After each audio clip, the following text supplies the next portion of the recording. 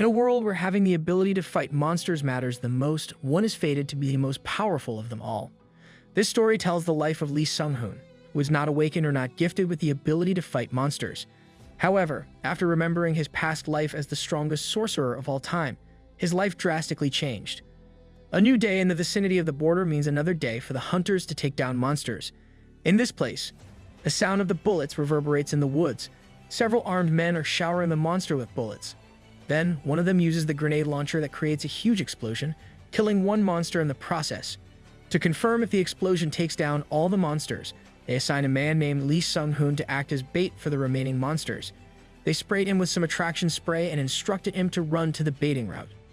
Willingly, Lee Sunghoon went straight in the direction of the baiting route and let himself be smelled by the monsters. Not long after, a huge monster that looks like a triceratops appears to chase him down. He then starts running to the baiting route to lure the monster to the location of the hunters. At first, Lee Sunghoon is so chill while he runs and jumps on his way. Little did he know that the huge monster could actually run fast. When the monster suddenly went berserk, it chased him down at incredible speed. Shocked by the situation, Lee Sunghoon runs desperately for his life. In that most life-threatening situation, he accidentally gets tripped from tree roots, and he even stumbles and falls to the ground. That's surely painful. Unable to instantly stand from the fall, Lee Sunghoon faces the monster and accepts his death.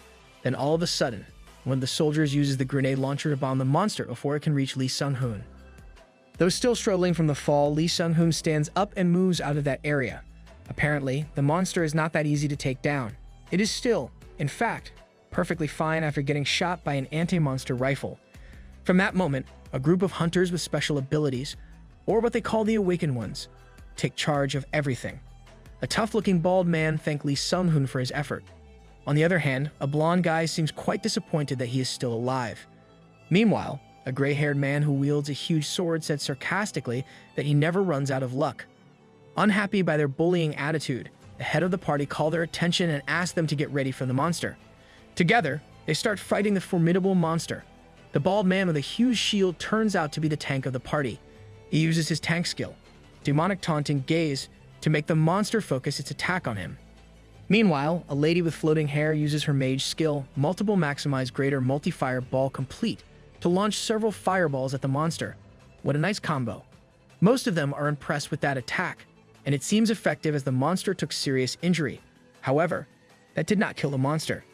Given the fact that their tank taunts him, the monster immediately attacks him. Luckily, their tank is tough enough to endure that strong impact. He instructs everyone to attack except for Changsik, the huge sword wielder.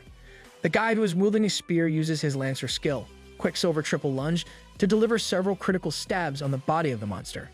The monster roars from the pain that it receives, and it suddenly uses its hard rock tail to sweep off the party. Luckily, the blonde guy, who happens to be another tank, took all impact from that deadly tail strike. Upon completely restricting the movement of the monster, their leader commands Changsik to deliver a finishing blow. Changsik then uses his swordsman's special skill, Lightning Slash, and cuts the throat of the monster. Finally, the monster is defeated. That only means that they can call it a day, and they can take their rest. While each one of them thanks one another, Lee Sunghoon knows to himself that he will never be recognized in the same way, for they are awakened, and he is just a normal person. Moments later, Yuchin, the blonde guy, thinks that Lee Sunghoon should not stop working and should still do all the tasks assigned to him. That being said, he starts picking up on him again to not chill around or else he won't get paid. His allies immediately denounce this, for they believe that his job was not easy and he deserved to have time for rest. Yuchin, on the other hand, thinks there's nothing wrong with what he is doing. Bro, where does all this hate come from? Could you be a little nicer to someone with lesser capabilities than you are? While the carcass of the monster is taken by the collector unit, Yuchin still does not stop bullying him. No matter what comments he receives, Lee Sunghoon endures them all. For as long as he can earn money, he's all good. Later that day, he received his payment from the party leader. Unlike Yuchin and the other members, the leader is considerate enough to appreciate Lee Sunghoon's effort. 10 years ago, disasters hit all over the world. Suddenly, a rift has been twisted open in the space. From then on, countless monsters have appeared from that rift. Along with the emergence of the monsters, people also have started awakening their abilities. They began hunting monsters to continue living normally in the world. The ability can be awakened to anyone regardless of their ethnicity, age, and gender. Often, people with bad behavior, like Kim Yuchin, also awakened with abilities. Unlike Kim Yuchin, who is a delinquent, Lee Sunghoon is actually a college graduate, and he has a degree in music. However, ever since the life-changing incident happened, everything has been all about having a special ability. Lee Sunghoon once dreamt of becoming a musician, but now all of that means nothing. His current work lets him earn 1.5 million won per day. In his job, he is completely replaceable. If he gets injured, he will be replaced, and if he dies, end of story. Regardless of how painful and dangerous his work is, he has no choice but to continue. When men arrived, Lee Sunghoon visited his mom in the hospital. Sadly, his mom is one of those who got affected by the health condition called rapid unconscious state. This health condition appeared when the rift opened. A person who got affected by this will fall unconscious for an unknown reason with almost zero chance of waking up. Technically alive but not awake. What the fudge? That's a serious problem. That being said, Lee Sunghoon does all the risky jobs just to keep his mom alive. And no matter how hard the situation is, he refuses to give up, for he strongly believes that his mom will wake up someday. Somewhere in the north-south military demarcation line demilitarized zone, a rift opened, and from this rift emerged a giant terrifying monster. Meanwhile, while the sun was at its peak, Lee Sunghoon saw the news about North Korea in relation to the portal impact.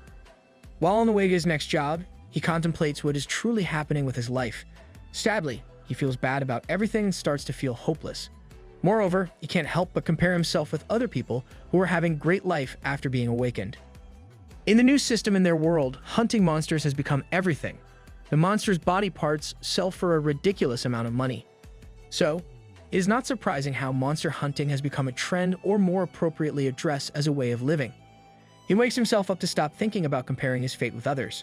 For him, as long as he can earn money no matter how dangerous the way is, he is fine with it. In fact, he believes that the money he is earning is his mom's life itself. Sadly, we cannot expect life to be fair at all. When he continues driving to his next destination, he notices that he is running out of gas. So he goes to the nearest gasoline station to refuel. Here, he notices a young girl who works happily in a very dangerous place. He thinks that maybe the job pays well, so she chooses to work there. Upon seeing how motivated the girl was in her work, Lee Sunghoon reminded himself of his goal, which was to collect 10 billion won for his mom's cure. To understand better, there is a rank A monster in this world that sells for fortune. It is called the Mandragora. Among its valuable body parts, the flower on its head is known as the cure-all medicine. Who would have thought that this monster that resembles the Pokemon called Serena, with malnutrition, would be a cure for all diseases, right? That being said, that is the only known cure for Lee Sunghoon's mom. However, as rare as it is, the flower alone sells for 10 billion won. His attention suddenly shifted from the falling military artillery vehicle. As soon as he saw it, he tried to drive away from the area. Sadly, he was caught up by a huge explosion.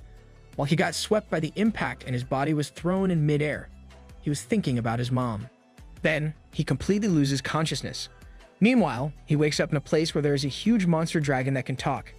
At first, he thought that he was dreaming, but he was shocked to realize that he knew the name of the dragon.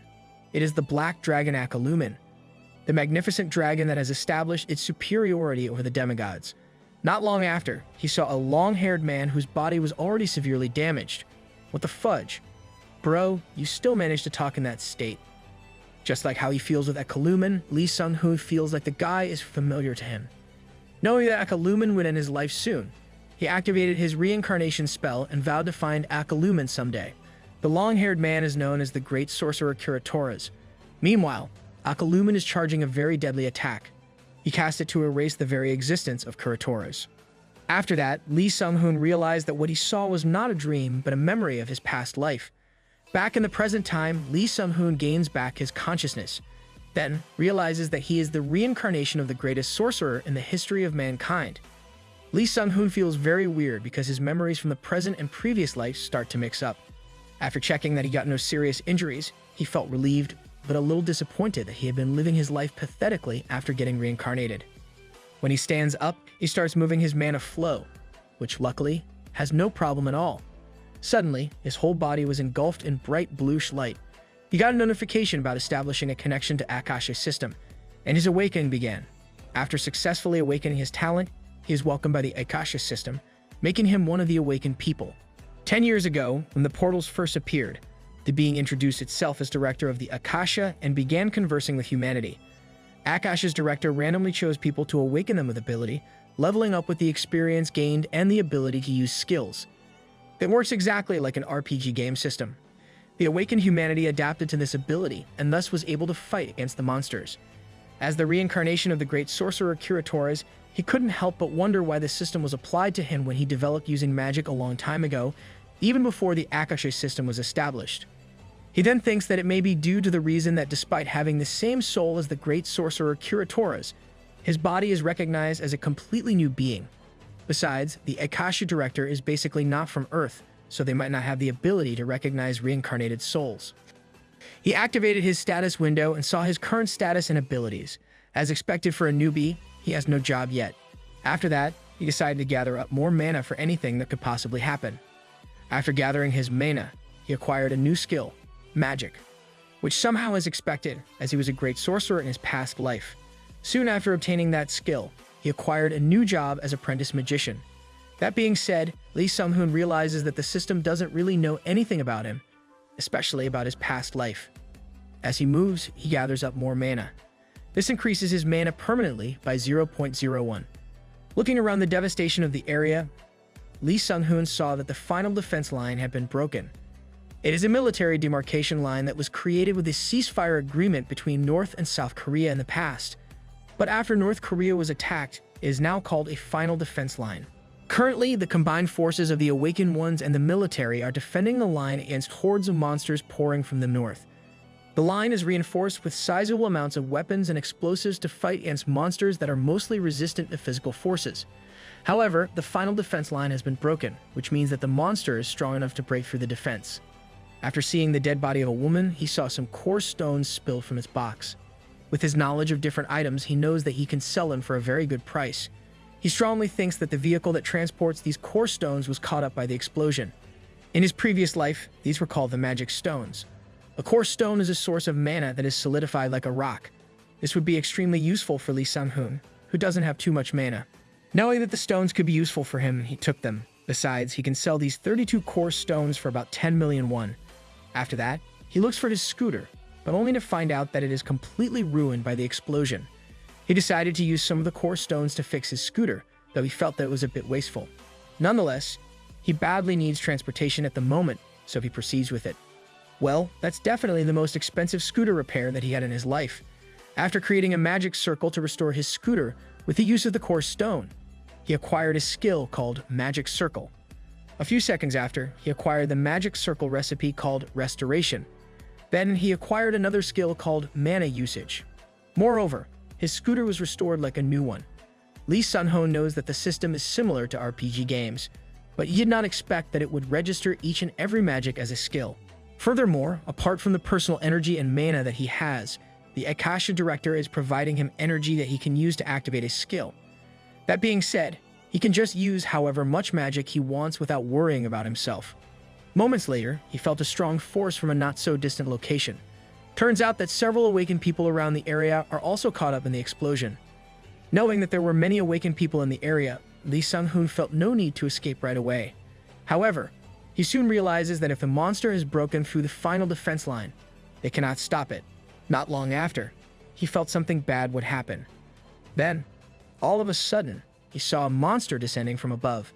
As soon as the monster hits the ground, it explodes like a bomb. Holy cricket, everyone brace for impact. Upon seeing the explosion, he immediately cast a spell, which allows him to create a shield. A bluish sphere-like force field appears around him that prevents him from receiving any damage. Sheesh. I thought his newly restored scooter would be damaged again. I mean, that's frigging lots of money. Nonetheless, after using this spell, he acquired a skill called Shield. As the silhouette of the gigantic monster appears from the subsiding dust and smoke, everyone gets ready for any possible attack. Turns out that the monster is a huge mutated ogre with an enormous amount of power.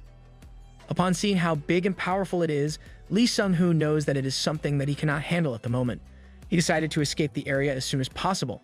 However, when he was about to go, he heard a voice asking for help, only to find out that it was the girl from the gasoline station. Her body was full of injuries, and she got stuck in falling debris. Meanwhile, the Awakened Ones are handling the monster better than they expected. Well, Never judge too early, bro. That being said, he quickly goes to the location of the girl and helps her. The girl starts losing consciousness, and her vision starts getting darker. Realizing how critical her situation is, Lee Sunghoon uses a spell that allows him to enhance his strength. After using it, he acquired a skill called Power. A few seconds after, he used a spell that would lessen the weight of anything. He acquired a skill called Lightweight. With all his preparation completed, he immediately removed all the fallen debris around the girl. He did not waste any time and immediately used a spell that would close her wounds. Right after, he acquired the skill called Heal. After healing, she starts breathing normally again. When he checked what happened to the monster, he was shocked to see another explosion. Luckily, the explosion did not reach them. Then he saw a figure of a woman coughing from the silhouette of dust and smoke. Apparently, the girl was coughing blood due to the damage she had taken from the monster. She completely loses consciousness. Lee Sunghoon immediately recognizes that the woman is Sun Yerim. She is one of the highest level awakened people in her nation. Moreover, she is known to have two skills: physical enhancement and flame magic. Her job title is Flame Lord. Apart from that, she works as a celebrity too. Considering that she is still alive, Lee Sunghoon decided to help her. Besides, he knows that with her help, they will have a higher chance of defeating the powerful monster. The critical wound of Sun Yerim requires a huge amount of mana. Thus, he uses another core stone to heal her. Upon using the skill, the Akasha system notified him that he was using the skill, Heal, without the help of the system. As a result, his skill proficiency has increased to another level. Looks like bro is bypassing the system. Lee Sunghoon considered using the healing skill the system provided him rather than his own magic. Without enchanting, he cast the skill Heal. He was surprised at how fast he could heal a critical wound. With the help of the Akasha system, Lee Sunghoon doesn't even need to chant a spell before he can use his skill. Just as he says the word, it will automatically activate, which he finds convenient. While he continues to heal the wound, he notices that the skill made the wound heal or regenerate itself. More than his amazement with the Akasha system, Lee Sunghoon believes that Sun Yerim has her own sort of self-regeneration skill. Before she wakes up, Lee Sunghoon looks at her closely and appreciates her beauty. Well, men will be men. All of a sudden, she wakes up and immediately asks for an update about the huge ogre. Upon realizing that she is talking to a complete stranger, Sun Yerim blushes in so much awkwardness. Lee Sunghoon, on the other hand, finds her action very cute. Soon after, he revealed that he was the one who healed her. That being said, she promises to properly compensate him after the battle. Furthermore, he asks him to run farther as much as he can, for the enemy is too much for his low level to handle. Then Sun Yerim suddenly changed her mood and flew instantly in the direction of the monster. As expected from her, she cast a powerful flame attack on the monster. Lee Sunghoon cannot help himself but wonder how skilled she's in using her abilities. He took the girl and brought her to the nearest hospital. Moments later, the girl wakes up and thanks Lee Sunghoon for saving her. Suddenly, her parents arrive at the hospital to see her. A family reunion is surely a touching moment. Meanwhile, the news reported to the mass that they did not know where the level 80 ogre came from. A live telecast from a drone is shown as they fight the huge monster. He can't help but worry about Sun Yerim, but he knows that he needs to focus on himself first. He aims to get his mother healed and recover his original power. Then, that's the time when he will begin a new chapter in his life. The next day, he visited his mom in the hospital. Just like before, he still feels bad about her mom's condition. He realizes one thing. Suppose the mana disorder syndrome happens to someone who cannot handle being exposed to too much mana. In that case, someone will get cured if the body adapts to the mana. However, the process of adapting one's body to the mana is rather difficult. The medication with the use of the mandragora flower is definitely one of the sure ways of doing so, but Lee Sunghoon knows that there are many other ways. Not to mention the price of a mandragora is around 10 billion. The easiest method is for a high-level magician to extract the excess mana embedded within the victim's body. However, Lee Sunghoon cannot perform mana absorption at his current level. Thus, he has to reach the level of a third-tier mage. He promises her mom to wake her up before the weekends. Love the dedication and determination, bro. Moments later, Lee Sunghoon went home and he absorbed the mana content of the core stones to their limit. In every stone he consumes, his mana stat permanently increases by 0.1. Meanwhile, when the mana content of the core stone gets sucked out, it will break into smaller parts. He continued doing it until he absorbed all the reserved core stones. When he checked his status, he noticed that mana had reached 15. Next, he used spells to sharpen objects and to enhance the quality of the object. Of course, as expected, the Akasha system will register them as his newly acquired skills called Sharpen and Enhance. He meticulously carved the core stones into tiny cubes and combined them to become a bigger cube. He uses spells that will allow the cube to restore mana energy and amplify magic. Right after that, the Akasha system registered them as skills called Mana Energy and Amplification. Moreover, when the cube was successfully crafted, the Akasha system gave him a new skill called Crafting Magical Items. The cube that he made out of the core stones is called a Mana Cube. It is the most basic weapon among the magicians, but also the most efficient out of them all. Let's call it the Cube of Stored Power. As expected from Lee Sunghoon, he did not waste any more time, and he proceeded to Awakening registration that same day. He also asked if his previous work as a transporter would be counted as part of his experience, which was confirmed by the registration personnel. After registering, he was classified as part of the supporter class, which many parties treat very well. He was given his registration ID. As one of the awakened individuals, he believes that no one will take him seriously if he doesn't have any equipment crafted from monster parts. That being said, he went to the nearby mall with a huge billboard of Sung Yerim. Inside the Hunter's Mall, he met a saleswoman who recommended him lots of equipment for supports with his allotted 7 million budget. After all of her recommendations, Lee Sunghoon still ended up buying more than his allotted budget. Oops, you've got to be careful with the salesperson, bro. They only aim to sell their product, nothing more, nothing less. Nonetheless, he is somehow relieved that he has all the necessary hunting equipment. Moments later, he is greeted by a party leader, Park In-soo, as he takes his first job as a supporter. Just so you know, the party leaders are usually the tank of the party. They are the ones who protect and defend their allies from the enemy.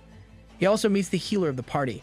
Unfortunately, she has rather an off behavior, which is not expected of her since she is a healer. Nonetheless, being able to recruit a noble class healer would mean that the party leader is quite capable. A few seconds after, he met Kim Hang-woo and the other guy, who both serve as the damage dealers of the party. Soon, they gather up for the briefing. All of them get aboard, and they go directly to their target location. Along the way, he notices that their healer is too relaxed and quite carefree. Nevertheless, he starts getting his preparation done. He gave himself 4 buffs all at the same time. He acquired the skills Dexterity and Stamina. Meanwhile, the sudden buff he did to himself is felt by his co-party members. They are all shocked that he uses 4 different buffs all at once. His co-members can't help but get impressed by him. Then, he proceeds to buff his allies where he enhances their strength, dexterity, stamina, and mana. After buffing them, they feel so weirdly strong than usual. So, they check their status with the Akasha system, and they feel so shocked to know that their stats have increased by around 20%. All of a sudden, the vehicle stops, and they are alerted by the leader to be on guard if they have reached their destination. The leader immediately checks the radar to locate where the monster is.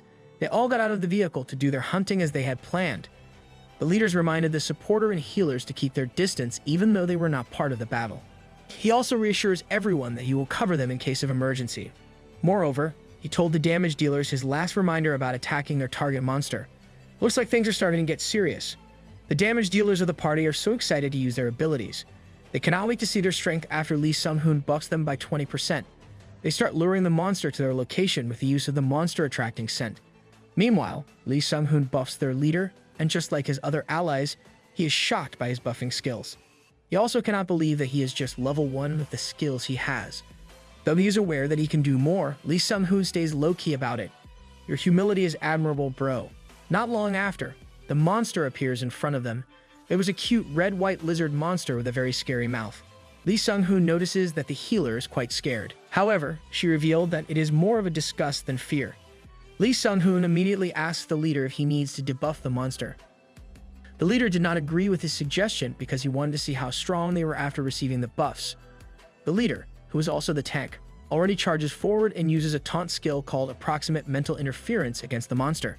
It's basically a skill that will interfere with the monster's mental state to have it only focus on the tank.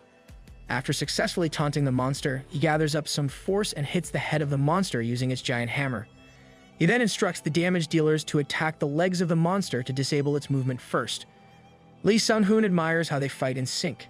He even thinks that with their combined skills, they don't really need a healer. However, he also realizes that in a monster hunt, no one can really tell what will happen. So, having a healer can be a necessary insurance. Acknowledging the fact that healers are indeed necessary, he thinks of joining a party as a healer and supporter. Since he can find an abundance of damage dealers everywhere, he just has to deal with unpredictable factors like an extra monster or rogue awakened ones. Not to mention, once he reaches the level of a third-tier sorcerer, he can create golems that will protect him. Out of nowhere, Lee Sunghoon saw an approaching monster. It is the same as the first monster but looks way tougher. All of them were shocked, especially their leader, who felt disappointed that he wasn't able to locate it with their sensor. Chill, bro. We're talking about the reincarnation of the greatest sorcerer Kuratoras. Here, go bro. Show them how you do it your way. As the monster opens its mouth with the intent to eat Lee Sunghoon, he uses a spell that can stop it. The monster seems like it got petrified, which surprises all of his allies. After that badass cool moment, he calmly told his allies to hunt one monster at a time. Bro, hands down. Your humility is way cooler than I expected. Moments later, the monster carcasses were taken by the transporter vehicles. The head of the party gave Lee Sunghoon a bottle of water and thanked him for his great participation in the success of their hunt. As expected, his allies interrogate him about how many skills he has and what crowd control skills he uses to stop the monster from attacking. Moreover, they even doubt if he is really just a level 1 because even without the skill, the way how he adapts to a situation is comparable to that of an expert. The leader even asked for an apology for what happened during the hunt. He's blaming himself for being unable to oversee that unprecedented event. Lee Sunghoon reassures him that he is just okay and there is nothing to worry about. Well, the truth is Lee Sunghoon only wants to try using some of his skills since it is his first hunt. Nonetheless, the leader felt relieved that he viewed things that way. One of the damage dealers thanks him for carrying the party with his buffs and other impressive skills. He also told him that with his skills, several mega guilds would try to recruit him instantly, and he feels a bit jealous about it. Well, that's very agreeable. Besides, several guilds will surely recruit him, especially after his past life. Not long after, he revealed that he used to be a transporter, which is why he is very familiar with what they are telling him. After hearing it from him, they finally figured out why he was so calm facing the monsters.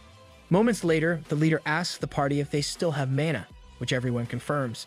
Again, they can't help but wonder how on earth can a level 1 have an insane mana pool. Not to mention, he has a lot of skills that go along with it. He buffed everyone at the party and used a crowd control skill that is known to use a lot of mana to activate.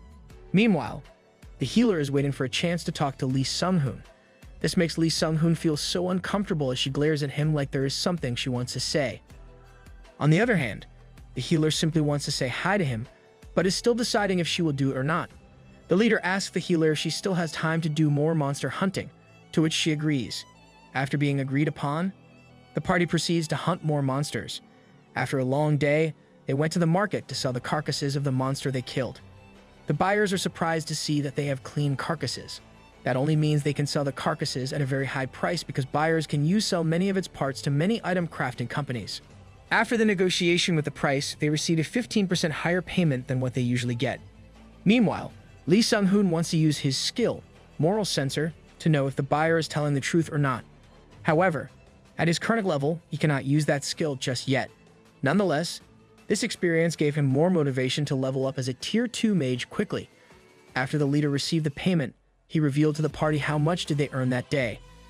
They successfully accumulated 150 million won, which made them all very happy as this was the first time that they had earned something that big. Then again, the party gives thanks to Lee Sunghoon for being able to earn 4 times higher than usual. I feel very happy for you. Bro, you are finally being appreciated. Meanwhile, Lee Sunghoon looked at the healer and smiled at her, which made her feel awkwardly shy. Not long after, the leader already distributed the money to the members. The 40% of the earning will go to the healer as what is agreed upon by the party, which is aligned with the average pay of the industry. Damage dealers will receive 20%. Meanwhile, the leader and the tank will receive 30%, and the remaining 10% will be given to Lee Sunghoon. That's not fair, considering how much contribution he provided to the group. Luckily, the leader was considerate enough to give 10% of his earning to Lee Sunghoon, which made his total earning rise up to 20%. Not only that, he was also given a total of 4% earnings by the 2 damage dealers. That makes Lee Sunghoon's earnings rise to 24%. They did this because they wanted Lee Sunghoon to be around in their next monster hunting. Feeling bad about doing nothing and receiving most of the money, the healer declared only to get 10% of the earning. She decided to get her cut since she was still recruited as a healer to the party.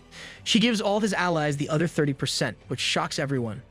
Lee Sunghoon figured out that she would just keep being a loner since she was a noble healer and a shy young lady. That being said, the other party members split the 30% in 4 ways. This gave Lee Sunghoon a grand total of 31.5%, or approximately 47 million won of the total earning in his first hunt. Not bad, bro. Way to go for your mom's cure. 15 days later, Lee Sunghoon is enjoying his popsicle stick while he ponders how he had already made 500 million won in less than a month. But as expected from money, it is so hard to earn. It's so easy to spend. But he is a wise spender. In fact, he spent his money to buy land and pay a construction contract. This makes his checklist 2/3. The only remaining task is to cure his mom's disease. Wow, that's a big leap, bro. Meanwhile, Lee Sunghoon enjoys the idea that he doesn't need to charge his phone anymore. In this world, electricity and mana are compatible with each other. He can swiftly increase his mana level by converting electricity to mana with the use of magic. Ironically, the more he uses electricity to increase his mana level, is the higher the electric bill that he needs to pay. That explains why the house that he wants to construct has the capability to supply its own electricity. Well, that sounds like a house built with solar panels all around. In his previous life, this would be impossible. Well, thanks to science and technology. Can you stop looking at your popsicle stick that way, bro? You look so sus. Anyway, when he checks his stats, he notices that his mana has reached a total of 41. Since he uses both his natural mana and the mana provided by the Akasha system, it is not surprising to see that his mana will be split into 2. His own mana is 16, while the mana provided by the system is 25. I'm not gonna lie, bro, I did not expect you to have a quite muscular body considering your appearance. Lee Sunghoon feels wrong about using the mana provided by the Akasha system, so it somehow relieves him that the mana is recorded separately. On the other hand, he starts envisioning his goals, like his house construction, which will take 2 months to finish. Additionally, he gave himself 20 days to reach Tier 3 Mage. Then, in 3 months, he can cure his mom already using his own power, or maybe sooner. Meanwhile, he receives several invitations from different companies that want to recruit him. When it was already 3 p.m., he went to a cafe to talk about his first offer. Here, a man in a suit talks to him. He is Lee Sunghoon, and he is the deputy manager of the company HD's Raid. Hunter management is similar to entertainment agencies, but they are completely different in what they do. They support awakened ones and offer them convenience. The one thing that stands out the most and differs from entertainment agencies is that the companies that endorse Hunter management are top corporations in the nation. Lee Sunghoon tells everything that he knows about him. These include his hunting history as a transporter, his recent awakening, and the health condition of his mom, which was caused by the portal. Lee Sunghoon confirms all the information that the man says. He even commends the information network of the large corporation.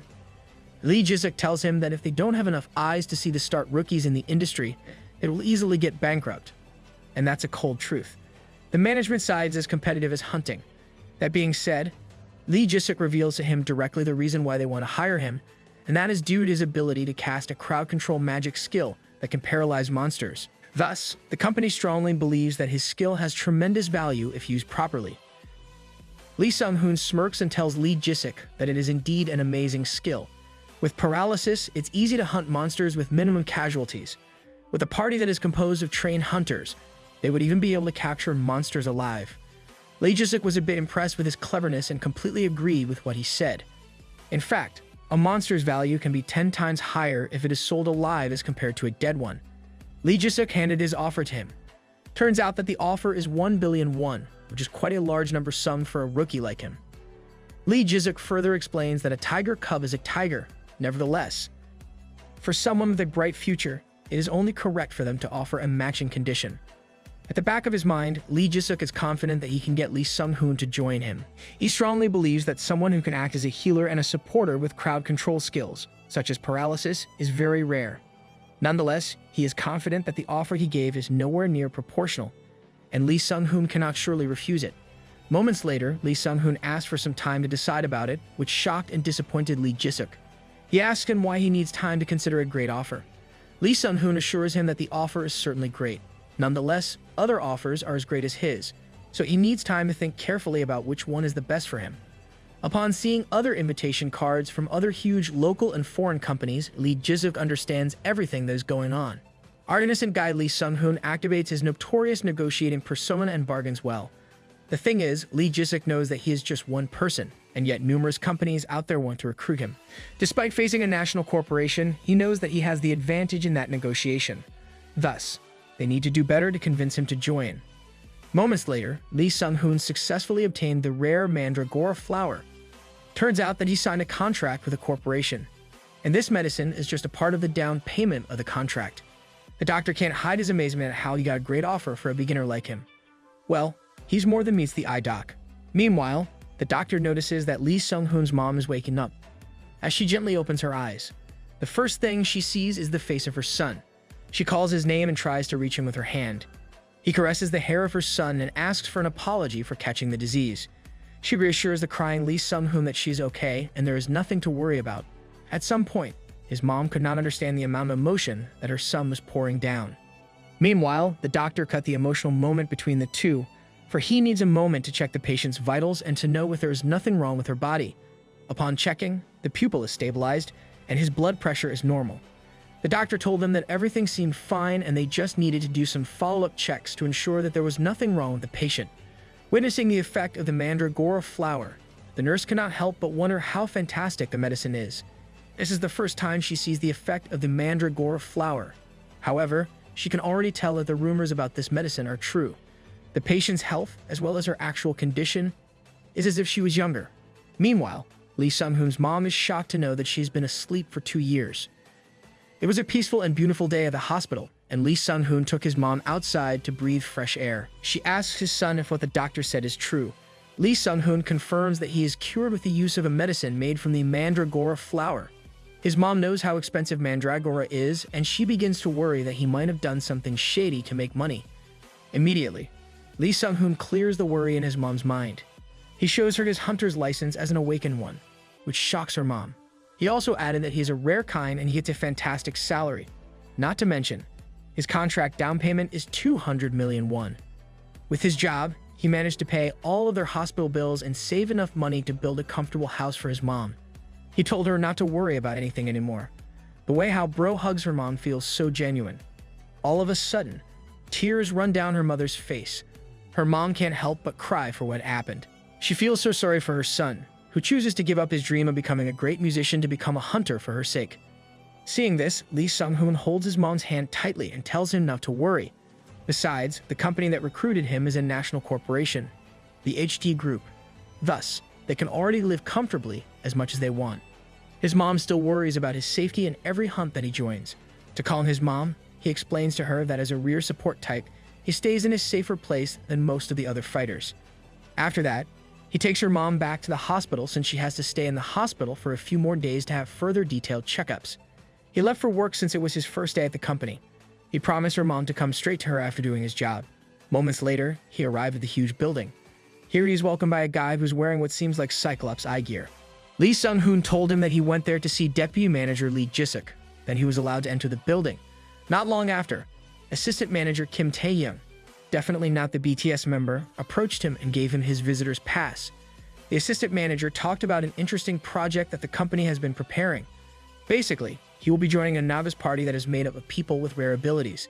These novice parties are divided into 3 groups: Alpha, Beta, and Omega teams. They will work together to grow quickly concurrently. Not long after, the assistant manager leads him to the meeting room. Here, Deputy Manager Lee Jisuk is waiting for them all to gather up.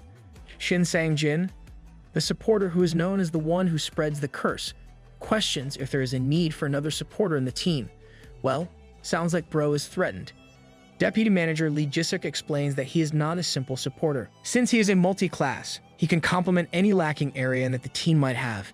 Soon after, Min Yueon, the healer who is known as Healer of Light, wants to confirm if the rumors about the rookie who can use crowd control, heal, buff, debuff, and more are true. Deputy Manager Lee Jisuk confirms it, and she tells her to look into the teammates' information section for anything she wants to know about him. Upon checking it, she could not hide his amazement. Meanwhile, Kim Doojin, the tank who is also known as the Berserker of Iron Body, is looking forward to meeting him. Not long after, Lee Sunghoon arrived at the meeting room fully equipped with hunting gear and hunting items. Bro, you definitely look cooler in your white metallic outfit. Upon entering, he immediately introduced himself. He commends the team for their infamous teamwork. which he describes as one of the best. He even told them that he was just a rookie, so he was hoping to learn and get help from them. Min Yueyoung acknowledges his arrival at the meeting room. But what the heck is with the position of the healer in the tank? That is very sus. Kim Do-jin is the first one who greets him, and he introduces himself to him. He is followed by Min Yueyoung, who calls him Upa. She instantly expresses her interest in him, especially his multi-class awakening and his wide range of skills information. Not long after, the two damage dealers of the team arrive to join them. Park Jin-suk, the damage dealer who is known as the host of Demon Spear, immediately asks him if he is the rumored rookie. Then he introduces himself to him. Lee Sunghoon introduces himself to him too, and the two of them exchange handshakes. Meanwhile, Min Yueyoung introduces Lee Jinsu, the damage dealer who is known as the Hunter of the Storm. Apparently, he is the youngest of them all, and he is too shy to introduce himself. Lastly, Shin Sang-jin introduces himself with the least enthusiasm. Lee Sunghoon notices the cold behavior of Shin Sang-jin toward him. He figures out that it is because he is a supporter as well. He thinks that Shin Sang-jin is worried that he might take over his role. Nonetheless, there is no need for him to be cautious because he does completely different things. After Lee Sunghoon settles down, Deputy Manager Lee Jisuk asks Assistant Manager Kim Tae-hyun to begin the briefing. Then the Assistant Manager explains their task and a location where they will go. Lee Sunghoon realizes that large corporations are very systematic. They analyze everything: strategy, geographic analysis, and monster physique analysis. Not to mention, they even tell them in detail the case of each mishap, which makes them way ahead of just regular hunters. With their method, any rookie can easily adjust. Besides, the communication between the team is superb. Seeing how they positively exchange their ideas, Lee Sunghoon doesn't have to see their actual teamwork to see already that it is impressive. Without a doubt, they are a world apart from a raid group made out of strangers. Well, that's truly impressive. On the way to their destination, Min Yueyoung starts telling her story to Lee Sunghoon. She talks about her mom and her business and his dad and his pancreatic cancer. Then she talks about how lucky she is to awaken. Kim Do-jin tells her to stop, for he has heard her story way too many times. Min Yueyoung then told him that it was Lee Sunghoon's first time hearing it. Moreover, he reiterated the fact that she should call him Upa and not Aju-si. Lee Sunghoon contemplates his past life, and he realizes that he was never called Upa in his previous life. Not to mention, he never had any relationship with a woman to begin with. Well, he can only think of one woman from his past life. That woman is Ekaluman, the same dragon who killed him. What the heck? That's ridiculous, bro. Park Jin-suk questions his humility as the rumored super rookie. Then, to let them understand him well, he told them about his previous job as a transporter. After knowing his past job, Park Jin-suk understood why he was so humble. Moreover, Kim Do-jin also told his humbling story as a transporter. As they continue to talk about their past jobs, Lee Sunghoon and Lee Jinsu both feel that something strange is approaching them. Lee Jinsu told their tank that something was coming. This somehow surprises Lee Sunghoon, for the youngest one of them has great sensory skills. When the vehicle stopped, they saw a tough-looking monster approaching them. If that monster hit the vehicle, it would be very hassle for them. So they decided to retaliate. As expected, Lee Sunghoon cast a spell on it to halt its movement. Just before the monster reaches them, it stumbles and falls to the ground, which surprises his whole team. Not long after, Kim Do-jin and Park Jin-suk went out to check the body of the monster. Lee Sunghoon also went out to remind them that the effect would be nullified in 5 minutes. Park Jin-suk expresses his amazement at Lee Sunghoon's paralysis skill. After that, he summoned his demon Spear Zeknark, which surprised Lee Sunghoon for weapon. Summoning is quite rare. That being said, he wonders how strong it is. Looks like Bro's teammates are hiding something on their sleeves. Upon seeing it with his naked eyes, he realizes that the host of Demon Spear looks like a combination of a summoner and a close-range damage dealer. Thus, it qualifies as a hybrid class. Furthermore, judging from the energy of the weapon, it looks quite formidable. Meanwhile, both Lee Jinsu and Min Yueyoung tell Lee Sunghoon how they feel jealous whenever Park Jin-suk summons his spear. Lee Sunghoon asks Lee Jinsu if the weapon is that strong for him to feel jealous about it. Lee Jinsu clarifies to him that he feels jealous about it because it is free, unlike the weapons that they buy, which are very expensive. What the fudge? I did not see that coming. Meanwhile, Park Jin-suk uses his ultimate attack, Deadly Spear, to kill the monster. He was able to penetrate the monster's defense with one hit. Lee Sunghoon heard that there are some armor-penetrating skills. In the case of Park Jin-suk, it appears as a deadly spear. Lee Sunghoon feels happy. for with the help of this team, you will be able to level up rather quickly. Moments later, the drones are launched into the air to monitor the area. When Lee Sunghoon used to work as a transporter, low-level hunter teams usually used him as bait because the monster's body parts and carcass outweighed the value of one human life by a good margin. However, in the case of a high-level team with support from the funds of the management, the proper scouting team and drones are used for scouting and baiting monsters. Even when monsters are thrashing everywhere, the power of technology still holds great value and utility. Meanwhile, in the live cameras of the drone, they saw a pincher bug monster. This monster is a bug type of monster with a colony-based lifestyle which focuses on its queen. Min Yueon talks to Kim Doo-jin and expresses how much she dislikes bug monsters. Seeing pincher bug in the area would mean that there could be a nest nearby. It would be more dangerous, but they could potentially hit the jackpot if they are lucky enough. While the scouting team is still gathering more information about the possible location of the pincher bug's nest, Lee Sunghoon and Min Yueon talk about the monster. Min Yueon expresses his great dislike for the bug monsters. Not to mention, the queen of the pincher bugs is already a B-rank monster. This somehow disappoints Lee Sunghoon as it is not A rank, just like the mutant ogre that he encountered before. Bro, chill out. Your comrades are still on the beginner's level. Min Yueon further explains that even though they are not A rank, they come in a multitude. That being said, fighting them could be tiring and annoying. Not to mention, they can hide pretty well too. Lee Sunghoon then snaps back to reality and acknowledges the fact that the A-rank monster would normally need a whole nation's military force just to dispatch it. Meanwhile, Kim Doo-jin told the two to get ready, for they could be making more money from them, to which everyone agreed. Well, looks like money is the common denominator of these people. As the drones successfully lure the monsters, Lee Jinsu uses his skill rapid fire, triple shot. It completely shocks him to see how powerful his attack is. Shin Sang-jin and Kim Doo-jin also wonder how the monster wasn't able to withstand Lee Jinsu's attack. Thus, they start to wonder if Lee Jinsu levels up without them noticing it. All of a sudden, a new bug monster appeared. Then, Park Jin-suk immediately uses his skill, piercing demon spear, and instantly kills the bug monster. This, again, shocks Kim Doo-jin as his attack too suddenly becomes too powerful. Turns out that Lee Sunghoon buffs Lee Jinsu and Park Jin-suk's attack power. As the team is in great confusion, Lee Jinsu explains that after receiving buffs, their attack skills become tremendously strong. Even after listening to Lee Jinsu's explanation, Kim Doo-jin still cannot believe it. Nonetheless, Lee Sunghoon told them that he was just doing his job. Not long after, they receive a warning about 7 pincher bugs approaching their location. That being said, Kim Doo-jin commands the team to be ready for the next battle.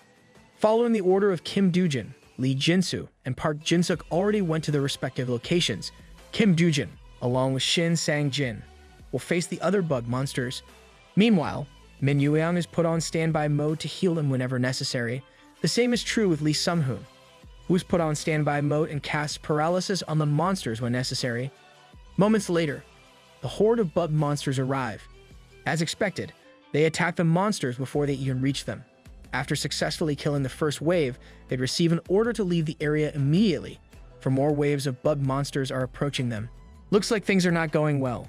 Not long after, they receive an order to do Plan B, as they see Kim Doo-jin and Shin Sang-jin approaching. A huge horde of bug monsters is chasing them down. Lee Jinsu and Park Jin-suk use their skills to kill some of them, but they are too many to see the relevant effect. When they reach the most convenient location, Shin Sang-jin casts a fatigue curse on the monsters to slow them down. Soon after, Lee Sunghoon receives an order to paralyze the bug monsters. He casts his skill, paralysis, to all of the bugs around the area. Witnessing this, his teammates are all in a state of shock and jaw drop.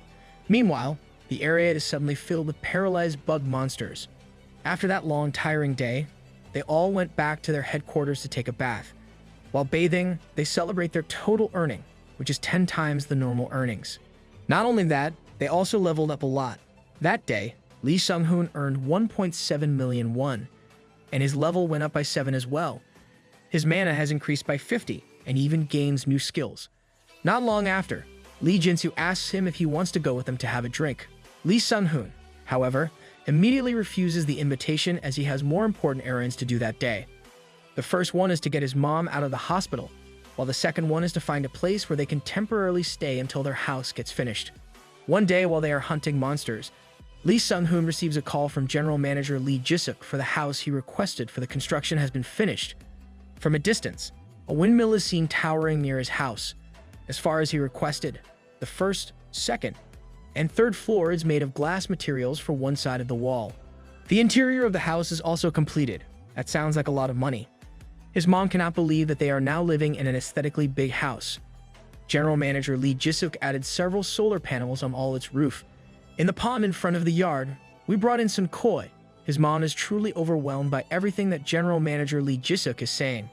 The first floor has a living room, a kitchen, as well as a guest area. The second and third floors are residential areas. The basement is made up of 3 levels as well. The third level is where they installed all the equipment that Lee Sunghoon requested. General Manager Lee Jisuk went on his way and told Lee Sunghoon to contact him if in case there were any problems. Lee Sunghoon, on the other hand, thanked him for his work. Meanwhile, his mom is worried that he has been spending too much money on house construction. He told his mom that it was not too much. From what he remembers, he spent about 10 million won on the house alone. This, however, freaks out her mom even more, for he spent 10 million won on a whim. Lee Sunghoon reassures his mom that he is earning lots of money at the moment. In fact, in his previous hunt, he earned over 1 million won. He even tells her not to worry, for he will work harder for both of them. Aw, isn't that too thoughtful? His mom cries and hugs her, while his mom sniffles at him. He tells her that you should not be crying, for that day is supposed to be a happy day. Moments later, his mom's friends and a neighbor come to visit their house. Uncomfortable with that kind of situation, Lee Sunghoon quickly gets out of the area. Well, he left them not because of his annoyance with the possible gossip that old people share with each other, but because he has an important thing to do. He went to the third level of their basement and checked out the magic circle that he had asked General Manager Lee Jisuk to prepare for him. As expected, General Manager Lee Jisuk never fails his expectation.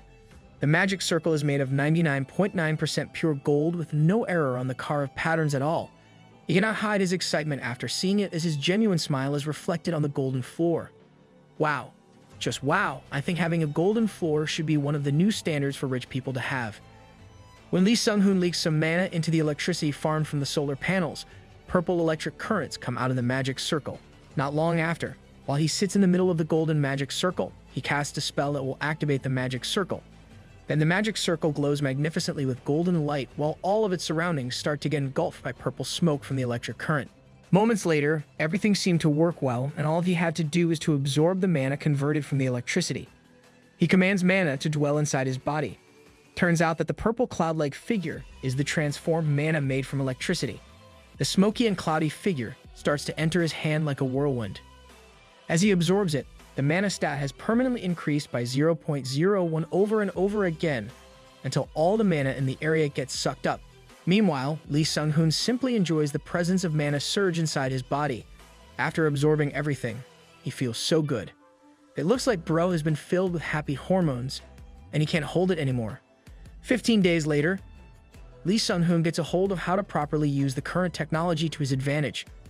Upon checking his status from the Akasha system, he saw that he is now level 12 with 160 mana. He can't help but acknowledge how convenient technology is to him, as he cannot create something like what he has now in his previous life. His current mana is 160, which means he has gained 32 levels worth of mana in just 15 days. Indeed, knowledge is important, especially when you work with magic and everything that it entails. That very same day, he condensed so much mana inside his body using mana compression. From the center of his heart, he commands the mana to rotate and make a magic circle out of it. As expected, the Akasha system has detected it and put one additional magic circle in his records, which allows him to become Tier 2. Being a Tier 2 allows him to create dual spells. Apparently, if he uses electricity without any care for the bills, reaching Tier 3 would be possible within 1 month. Starting from Tier 3, he can create a familiar, which will allow him to hunt on his own. However, considering the contract, he would have to go on a mandatory hunt twice a month, which means 24 mandatory hunts per year. Not to mention, the contract is 2 years. Lee Sunghoon stops himself from making the old habit of his past life. Well, he decided to live the life he has now in a very relaxed manner and avoids being too hasty. He then promised himself to live a good life, play some games, eat some good food, and live in luxury. Without a doubt, you deserve it, bro. You've been so caring of your mom, and you really work hard. Looks like the effort in your past life has finally paid off. All of a sudden, he receives a call from Assistant Manager Kim Tae-hyun informing him about the next scheduled hunt that he will participate in. After knowing that, he continues to increase his mana level by absorbing more electricity from his specialized basement. 5 days later, he went to the changing room and saw Kim Doo-jin. Instantly, Kim Doo-jin felt that he had grown a lot stronger than before. This somehow impresses Lee Sunghoon, as he is not really trying to show it. Turns out that one of the skills of Kim Doo-jin is called Bestial Instinct. It can evaluate how strong the opponent is, which Lee Sunghoon finds very useful. Lee Sunghoon thinks that Akasha system definitely has the power of a god. There are no other entities that can freely lend their power to others. But how does it work? Gods are entities with unlimited power at their disposal, but they cannot possibly do so without any impact on this world. Perhaps the portals were primarily related to it. Not long after, Min Yueang arrives. Then, she is followed by Lee Jin-soo and Park Jin-suk. As expected, Shin Shanji is the last one to greet them. Nonetheless, assistant manager Kim Tae-kyung already started the briefing. When the briefing ended, Lee Sunghoon was a little bit bothered, as Kim Doo-jin knew his true status. Trying to play low-key might be a bit of a problem for him. A new day has come for the team to hunt down monsters. Lee Sunghoon lets his teammates know that he has acquired a new crowd control skill. Nonetheless, he knows that using paralysis is much more efficient to use for their hunt at that time. As expected, Min Yueang and Lee Jin-soo are so excited to witness the new spell of Lee Sunghoon. Meanwhile, Kim Doo-jin asks Lee Sunghoon how many times he can use the crowd control spell, paralysis, and what is the cooldown of the skill. Lee Sunghoon answered that he could cast paralysis once every second. He told him that he could use it with his mana about 100 times per day. Wow, that's a lot, bro. However, he revealed at the back of his mind that with the use of his mana cube, he can cast any single spell as many as you want. Nonetheless, he sees no good reason for him to tell them all of that. Looks like bro wants to stay low-key. Even so, to be able to cast a crowd control attack 100 times a day, he needs to have an enormous amount of mana. That being said, his teammates can't help but wonder how much mana he really has. Moreover, they even added that most skills can only be used 50 times per day. Thus, being able to use it 100 times means the caster is overpowered. Kim Doo-jin also asks Lee Sunghoon how fast he can recover his mana, to which he asks him back. Kim Doo-jin revealed that it takes him 1 whole week to fully recover. Min Yueang compliments him for that. Kim Doo-jin asked her the same question, to which she answered that it takes 10 days to fully recover. On the other hand, Lee Sunghoon can naturally fully recover his mana within 3 days. However, with the use of the magic circle and electricity that he has at home, he can recharge his mana completely within a few hours. Along the way, they faced a huge monster, which was immediately paralyzed by Lee Sunghoon. Lee Jin-soo immediately makes his move to kill the monster. Soon after killing the monster, Lee Jin-soo thanks Lee Sunghoon for carrying them on his back. However, Lee Sunghoon told him that he was just doing his job as required by the company. Lee Jin-soo reiterated that he is the HD group's top rising star, and they are thankful for his work.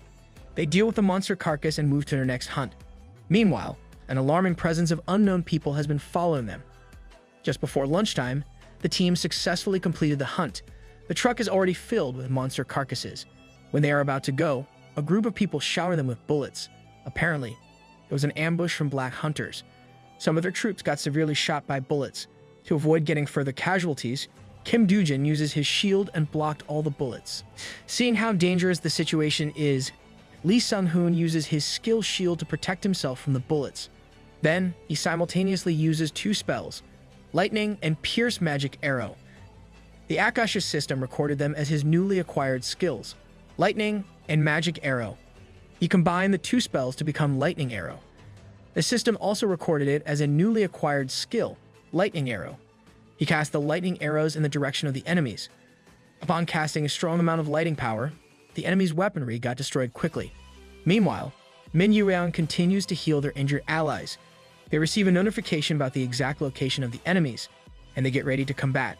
After hearing the command, Lee Jin-soo immediately went on top of the vehicle to get more vision of the enemies. He uses his skill Storm Arrow toward the enemy. However, one of the enemies can use a huge shield that blocks all the arrow attacks of Lee Jin-soo. The enemy even brags that the attack didn't even tickle him. Looks like we have some tough guy here. Considering it is the ultimate and the strongest attack of Lee Jin-soo, he gets worried about the true levels of their enemies. Meanwhile, the other army unit, along with them, storms the enemies with bullets, but none of it works. Realizing how dangerous the situation is, Kim Doo-jin starts to worry that they cannot hold them for too long. Park Jin-suk even thinks that it will be the end for all of them. Chill out, guys. You've got a trump card in your party. Completely pissed out, Lee Sunghoon tells the enemy to consider themselves unlucky. This scares his allies, and they start to wonder why he said that. All of a sudden, Lee Sunghoon uses his mana Q and starts casting a spell that can dig the earth. As this is his first time using this spell, the Akasha's system registered it as his newly acquired skill called Dig. Suddenly, the ground where the enemies are standing collapsed. Whoa, bro just created a huge sinkhole. The enemies got trapped in that attack, and they could hardly move a muscle. Meanwhile, all of his allies were shocked once again by the skills that he used. When the enemies try to ascend to the surface after the dust and dirt subside, Lee Sunghoon approaches them, and he uses his spell called Hibernation to put his enemies into a deep sleep. Kim Doojin asks Lee Sunghoon what skills did he just use for the enemies. He pleads with him to explain his dig and hibernation skills. Lee Sunghoon explains to him that the dig is just a digging spell that digs up a large and deep area of the ground. Meanwhile, the dirt explosion was just the dirt moving aside when the spell was digging. Despite not being the actual spell, the effect of the dirt explosion is quite effective against people on top of it, for it blocks their sight. Moreover, it can even distract the enemy quite well.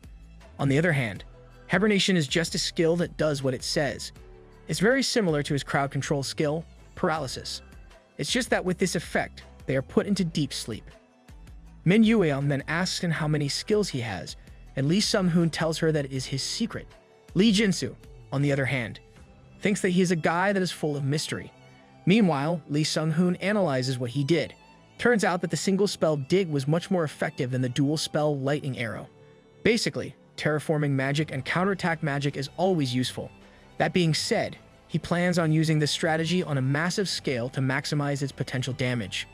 Moments later, Min Yueon can't stop shaking. It was her first time facing a life-and-death situation, which made her so scared. It even bothers her that she cannot stop shaking.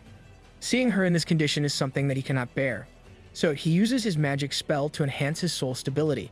As expected, the Akasha system added them to his acquired skills as soul and stability. Bro can even heal psychological trauma. You should build your own hospital instead. After that, Min Yueon is shocked to see that she is no longer shaking. Lee Sunghoon explains to her that he cast a spell to calm her down. The spell he used is the opposite of the tank skill when they pull the aggro of the monster. He gathers up everyone to cast soul stability on them. Meanwhile, Lee Jinsu tells him that he has too many secrets. Moreover, Min Yueon asks him if there is something he cannot do. Lee Sunghoon just smiled and cast the spell Soul Stability on each and every one of them.